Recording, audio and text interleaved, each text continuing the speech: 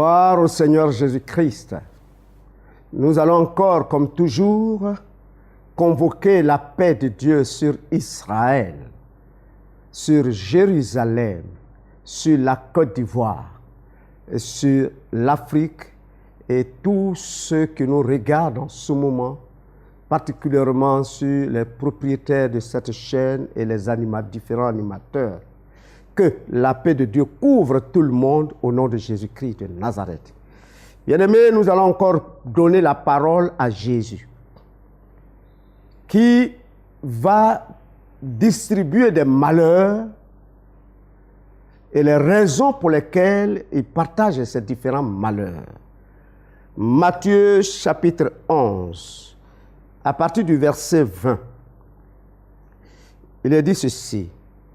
Alors il se mit à faire des reproches aux villes dans lesquelles avaient eu lieu la plupart de ces miracles, parce qu'elles ne s'étaient pas repenties.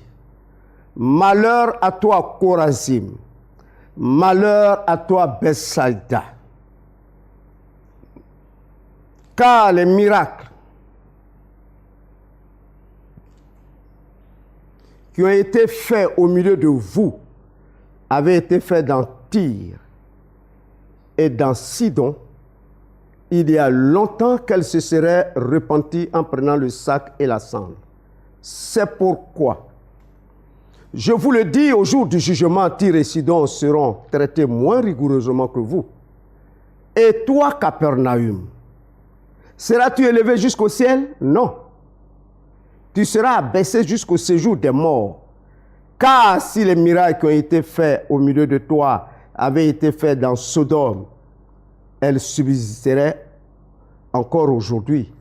C'est pourquoi, je vous le dis, au jour du jugement, le pays de Sodome sera traité moins rigoureusement que toi. Seigneur, conduis ta parole dans les cœurs. Couvre cette parole de ton esprit et agis directement dans l'esprit de chacun pour ta seule gloire. Au nom de Jésus. Amen. La cause des malheurs, si je veux donner un thème ici, la cause des malheurs des trois grandes villes citées par Jésus-Christ. Jésus est précis lorsqu'il parle à l'humanité. Très précis. Voici ce qu'il dit précisément. Il fait des reproches à trois grandes villes. Chorazim, Bethsaïda et Capernaum. Pourquoi il leur attribue, pourquoi il leur partage des malheurs? La simple raison que ces villes ont vu les miracles et elles ne se sont pas repenties. Ce qui est encore grave, il dit, au jour du jugement, Tyr et Sidon, qui sont des peuples, qui sont des villes païennes, seront traités moins rigoureusement que Chorazim et Bethsaïda. Alors comprenons ceci. Le peuple païen sera traité moins rigoureusement que le peuple chrétien parce que simplement, il ne s'est pas repenti lorsqu'il a vu le miracle. Quel miracle Jésus avait fait à Bethsaïda? Il y avait une piscine où les anges descendaient. Bethsaïda était une ville des anges, une ville touristique, où tous ceux qui sont malades, quelque maladie que ce soit, venaient. L'ange descendait, remuait l'eau, celui qui tombait le premier était guéri. Et Jésus est venu, il n'a pas obéi à cette loi, à cette règle, mais il a guéri un paralytique de 38 ans, sauf erreur de ma part. Les gens ont vu. Mais qu'est-ce qu'ils ont fait? Ils ont acclamé, ils ont parlé de Jésus, ils ont glorifié son nom, ils ont salué le paralytique guéri, ils ont tout fait sauf se repentir.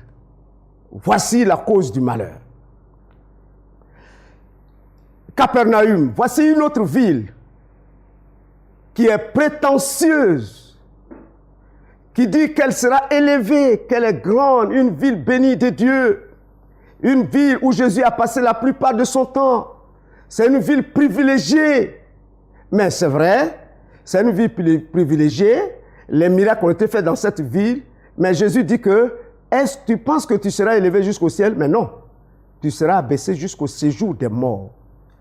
La simple raison, tu n'étais pas repenti. Et il compare la vie de Capernaum à la vie de Sodome. Il dit, les habitants de Sodome seront traités moins rigoureusement que toi au jour du jugement. Comprenez Sodome. C'est la vie des pervers sexuels, c'est la vie des pédérastes, c'est la vie des homosexuels. Alors, est-ce qu'un homosexuel sera sauvé, sera traité moins rigoureusement que le chrétien qui a vu le miracle et qui ne s'est pas repenti? C'est Jésus qui l'a dit. Ce jour, le jour du jugement, on sera beaucoup étonné, on aura beaucoup de surprises. Considérant les dires de Jésus, on aura beaucoup de surprises. Alors c'est pourquoi nous allons parler de la repentance. On peut donner plusieurs explications à la repentance. Mais je vous laisse schématiser la repentance. Je vais simplement dire que c'est le changement. La repentance, c'est le changement. C'est le changement. Et pour comprendre le changement, je vais établir les 3 escaliers de la repentance par rapport à Dieu lui-même. Dieu ayant créé les hommes avec une mention très bonne, a donné autorité aux hommes sur sa créature et a donné la domination, l'administration de sa créature, de sa création à l'homme. Voici ce que c'est que l'homme. Mais la désobéissance est dans... Adam a désobéi et tout a chamboulé. Ce qui était a changé. Alors Dieu a promis, pour relever la dignité de l'homme, il a promis la postérité de la femme qui écrasera la tête du serpent. Voici sa promesse. Alors qu'est-ce qu'il s'est passé? Qu'est-ce qu'il a dû faire pour réaliser cette promesse, pour que l'homme regagne sa dignité? Il est dit en Philippiens chapitre 2, Dieu s'est fait homme. Jésus-Christ, qui était l'égal de Dieu, s'est fait homme et a pris la couverture, le corps d'un homme. Il est devenu homme. Il y a eu un changement. Il a quitté un lieu pour descendre au niveau de l'homme, pour relever l'homme, pour que l'homme soit relevé et qu'il soit un Dieu. Vous voyez, Dieu s'est abaissé. Il a changé de position, juste pour relever l'image de l'homme, pour donner la dignité perdue à l'homme. Ça, c'est la première étape. La deuxième étape, en 2 Corinthiens chapitre 8, verset 9, vous connaissez la grâce de notre Seigneur qui s'est manifestée. De riche qu'il était, il s'est fait pauvre pour que vous fussiez enrichis. Donc, voici un Dieu très riche, très grand, et qui s'est fait pauvre. Il est descendu, il s'est abaissé, il a changé de position. Juste pour que celui qui ne pouvait pas accéder à la richesse divine y accède, c'est-à-dire l'homme. Voilà le changement. Voici la repentance. Voici le changement. Et le troisième élément, celui qui, en 2 Corinthiens chapitre 5, verset 17, sauf erreur, celui qui n'a point connu de péché, il a fait de lui péché pour que vous deveniez en lui justice de Dieu. Vous voyez les 3 étapes. Dieu qui était élevé, assis sur son trône, s'est déplacé, s'est abaissé, s'est humilié, a pris la forme d'un homme pour que l'homme soit dans sa dignité. Il a encore, lui qui était très riche, il s'est fait pauvre pour que l'homme soit enrichi. Et lui qui n'avait jamais connu de péché, il n'a pas été fait pécheur, mais il a été fait péché pour que l'homme soit justice de Dieu. Voici l'exemple de la repentance, qui est le changement. Et je vous assure, la nature elle-même elle oblige à la repentance. La nature oblige à la repentance, au changement. Donc, il y a la repentance qui n'est pas volontaire, il y a la repentance volontaire. Pour la repentance qui n'est pas volontaire, bien-aimé, Dieu lui-même, par une maladie, par un accident, par une catastrophe naturelle et surnaturelle, peut conduire un peuple à la repentance. Peut conduire un peuple à la repentance. Là, ce n'est pas volontaire, ce n'est pas par la volonté de l'homme, mais Dieu le conduit à la repentance. Dieu peut donner la repentance à quelqu'un. Il se réveille, il décide de changer. Il décide de changer. Ça, c'est ce que Dieu donne lui-même comme repentance. Et la repentance volontaire, premièrement, les miracles. Lorsque les miracles se produisent, Dieu appelle chacun à la repentance. Quelle repentance? Celui qui a été sujet, objet de miracle, il n'a rien de différent. Mais c'est une grâce pure que Dieu lui a donnée. Pour que toi aussi tu bénéficies de la grâce, tu dis, Seigneur, pardonne-moi mes péchés qui ont retenu ce miracle. Justement, c'est à cause de mes péchés, à cause de mes pensées, que je n'ai pas bénéficié de ce miracle. Alors, pardonne-moi et envoie-moi les miracles. Regardez ces grands footballeurs, ils n'ont rien de contraire à nos enfants. Ils ont le même sang qui circule. Mais c'est une pure grâce que Dieu a donnée, qu'ils ont percée. Alors, lorsqu'on parle de ces grands footballeurs, de leur richesse, Dieu nous appelle à nous repentir pour que cette grâce aussi tombe sur nos enfants. C'est une repentance. Chaque miracle est un appel à la repentance. Or que non, chaque miracle, on adore quelqu'un, on parle de quelqu'un, celui par qui le miracle est passé, on le déifie, il est Dieu, il est puissant, il est glorieux, c'est lui qui peut tout faire sur la terre et on l'acclame. Lorsqu'il parle même, les gens répondent « Yes !» Parle, dis tout. Ce n'est pas à cela qu'on nous appelle. Lorsque Dieu passe par quelqu'un pour faire un miracle, il faut s'abaisser tout de suite. Il faut demander pardon à Dieu. Il faut que le péché qui empêche le miracle de te toucher quitte pour que le miracle te touche aussi. Parce que le miracle est pour tout le monde. Gloire à Dieu. Il y a aussi les mauvaises nouvelles qui constituent un appel au miracle. Un jour, les disciples de Jésus-Christ se l'ont approché pour dire, Seigneur, est-ce que tu as entendu la nouvelle que nous avons? Il dit, quelle nouvelle? Il dit, ceux qui sont allés faire des sacrifices, le roi Hérode est venu mêler leur sang au sang de leur sacrifice. C'est-à-dire, ils sont allés adorer Dieu. Et le roi les a surpris, les a tous égorgés. Eux, ils ont égorgé les moutons. Et le roi les a égorgés. La réponse de Jésus a été très étonnante. Est-ce que vous pensez que ceux-là sont plus pécheurs que les autres? Je vous dis, si vous ne vous repentez, vous périrez également de la sorte. Et lui-même, il a ajouté une nouvelle. Les 18 personnes sur qui la tour est tombée, vous pensez qu'ils sont plus pécheurs? Sinon plus pécheresses que tout Juda, tout Israël? Non. Si vous ne vous repentez, vous périrez également. Ainsi, les mauvaises nouvelles, lorsque nous les entendons, nous devons nous repentir. La repentance est permanente. C'est le changement. Il faut changer de position. Il faut changer de position pour que la grâce de Dieu se manifeste. Vous voyez, lorsque Dieu a changé de position, c'est l'homme qui est élevé. Lorsqu'il s'est fait pauvre, c'est l'homme qui a accédé à la richesse. Lorsqu'il a été fait péché, c'est l'homme qui a accédé à la justice de Dieu. Donc chaque fois que quelqu'un reconnaît son tort, ses péchés, qu'il s'abaisse, Dieu l'élève.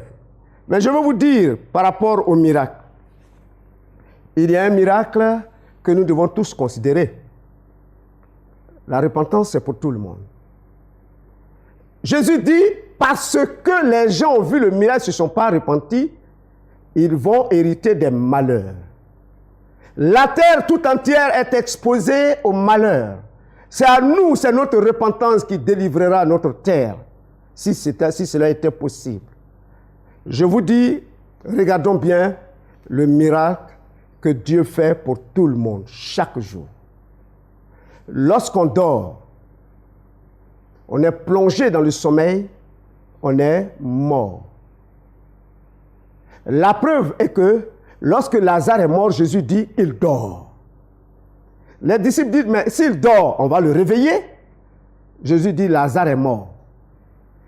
Donc ceux qui dorment, c'est ceux qui sont morts. Donc lorsqu'on dort, on est mort. Président, ministre, ministre d'État, directeur de cabinet, simple manœuvre, balayeur de rue, nous sommes tous soumis au sommeil. Et lorsque nous dormons, on ne contrôle plus rien. On ne sait même pas qu'on va se réveiller le lendemain. Alors, nous sommes livrés entre les mains de Dieu. Alors, se passe un jugement. Se passe un jugement. Dieu juge chacun dans son sommeil. Et il dit aux anges, réveille-t-elle, réveille-t-elle, réveille-t-elle, réveille-t-elle. Mais tel autre reste dans son sommeil. Il ne doit pas se réveiller. Parce qu'il ne doit pas se réveiller parce qu'il va continuer dans ce péché. Mais par contre, les autres, Dieu les réveille malgré leur péché, malgré leur mauvaise vie. Dieu dit, je fais confiance. Je sais qu'il va changer. Je sais qu'il va se repentir. Je sais qu'il va abandonner la mauvaise voie. Je sais qu'il financera mon œuvre. Je sais qu'il fera ça. Réveillez-le. Et on réveille.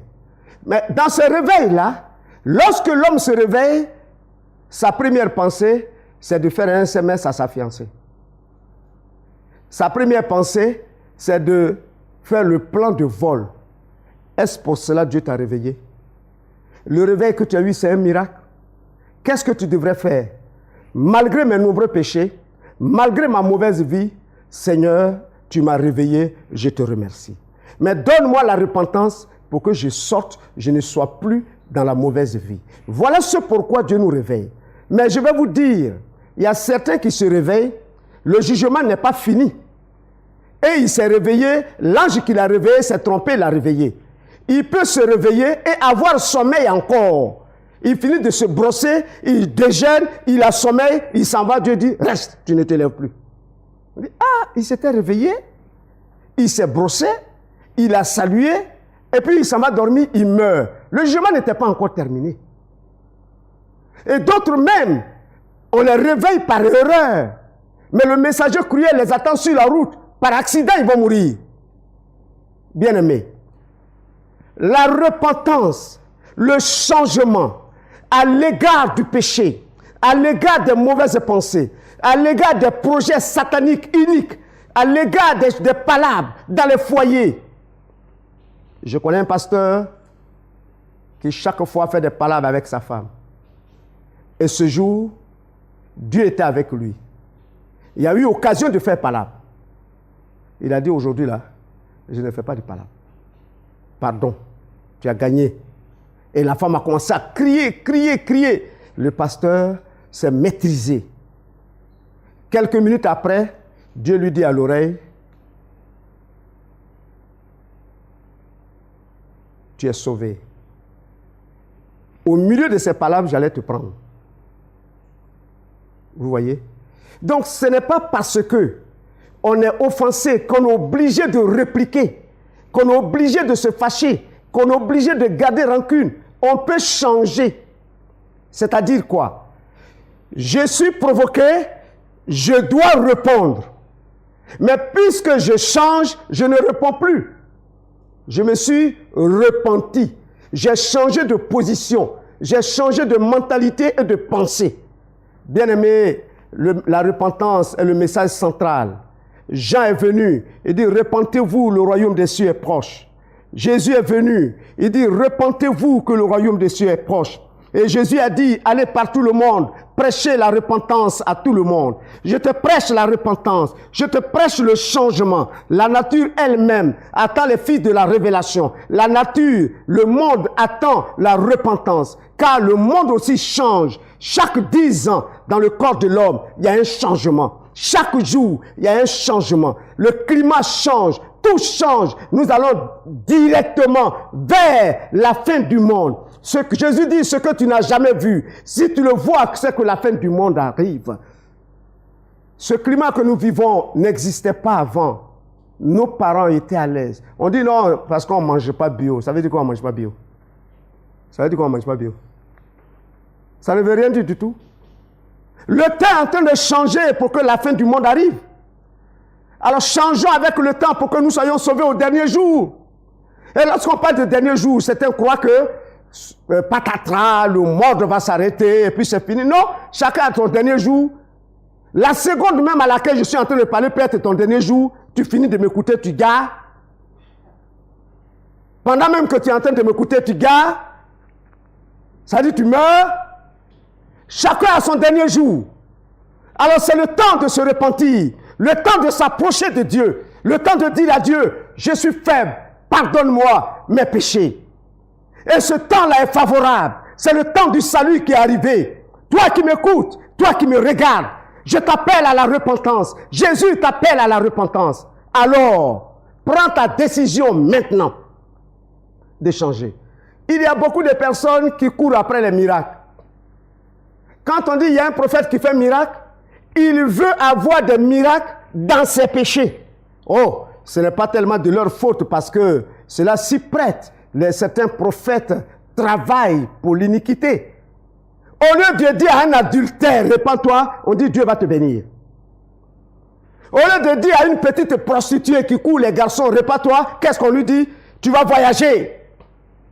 Au lieu de dire à un alcoolique, répands-toi, Jésus va te donner la paix et la joie, qu'est-ce qu'on dit? Oh, Dieu va vous bénir, venez. Le message de la repentance a disparu dans la bouche de beaucoup de personnes, des églises, de bénédictions, vous serez bénis, vous serez bénis. Aujourd'hui, Jésus a été pauvre, il était riche, il est devenu pauvre. C'est normal que tu sois riche. C'est vrai, on peut être riche. Mais après, où est-ce qu'on va passer l'éternité, bien-aimé? C'est de cela qu'il est question. Où est-ce qu'on va passer l'éternité? Dieu soit loué. Un monsieur était malade, paralysé. En Matthieu chapitre 8 ou 9, sauf erreur de ma part. Paralysé. Les parents l'ont apporté par le toit. Quand Jésus l'a regardé, il dit, tes péchés te sont pardonnés. Lève-toi et marche. Voici un monsieur qui était malade, qui n'a pas désiré la guérison tout de suite, mais qui s'est tourné vers Dieu pour dire, Seigneur, pardonne-moi mes péchés. Pardonne-moi mes péchés. Un autre monsieur est allé prier. Pendant que l'autre se vantait d'être grand, d'être celui qui jeûne, il dit, Seigneur, aie pitié de moi, je ne mérite pas la vie que j'ai parce que je suis pécheur. Marie de Magdala, beaucoup de personnes cherchaient la guérison, mais elle est venue pleurer sur les pieds de Jésus, elle a pleuré sur ses péchés, elle a été pardonnée. Frère, je demande que tu t'approches de Jésus pour le pardon des péchés et tu seras réellement délivré. Alors, nous vous appelons à nos différents programmes. Je veux encore, comme d'habitude, que tu te lèves et que tu me regardes. Regarde-moi tout droit dans les yeux. L'Esprit du Seigneur te donnera la repentance. Il t'accordera le pardon des péchés et la guérison totale. Il y a certains qui sont guéris par la grâce de Dieu sans confesser leurs péchés. Mais ce qui est souhaitable, c'est de confesser tes péchés, de reconnaître ton tort et de demander la guérison, la prospérité, la grâce, la bénédiction. Et si tu le fais, tu seras heureux parce que Jésus-Christ sera avec toi. Tu me regardes s'il te plaît. Que l'Éternel Dieu te bénisse. Je vais donner le programme du ministère de l'homme de Dieu, Biri Seri Daniel, dit prodige, le vieux lion. Les mardis, de 8h à 17h, nous avons la réception le discernement des esprits ou l'orientation divine. Viens au discernement. Je te dirai exactement ce que tu dois faire. Je te dirai exactement par l'Esprit de Dieu quelle route il faut prendre. Et tu seras béni sur cela, par rapport à cela. Le vendredi, entre 8h et 17h, nous avons la prière pour le déblocage des situations difficiles. Et cette prière est simple. Tu as des besoins et tu as des problèmes. Tu as des difficultés, tu viens à l'homme de Dieu. Tu dis, voici les difficultés que j'ai. Si tu pries que c'est exaucé, je fais tel vœu. L'homme de Dieu prie, c'est exaucé, tu viens accomplir le vœu. C'est ce que j'appelle le dos à dos. Chacun prend son chemin, on se donne dos. C'est ça que j'appelle le dos à dos. Le dimanche, de 15h à 19h30, il y a le désenvoûtement et la restauration des vies. Alors là, il ne faut pas manquer à cela. Le samedi, nous faisons une réception spéciale entre 0h et 4h du matin. Nous voulons recevoir les PD. Nous voulons recevoir ceux qui ont fait des fétiches pour avoir de l'argent, qui ne peuvent pas dormir. Cet argent peut rester pour vous, mais nous pouvons détruire l'esprit qui vous fatigue. Nous voulons recevoir les homosexuels. Nous voulons recevoir les grands sorciers qui veulent sortir de la sorcellerie, mais qui n'en ont pas les moyens. Nous voulons recevoir ceux qui ne peuvent pas être dans nos rencontres, dans nos églises, parce qu'il y a du monde. Nous voulons les recevoir. Et si lui-même il vient, qu'il paye une chambre d'hôtel pour lui seul, où nous pouvons faire sa délivrance, nous le ferons. Nous sommes disposés en Jésus-Christ pour satisfaire tout le monde. Bien-aimés,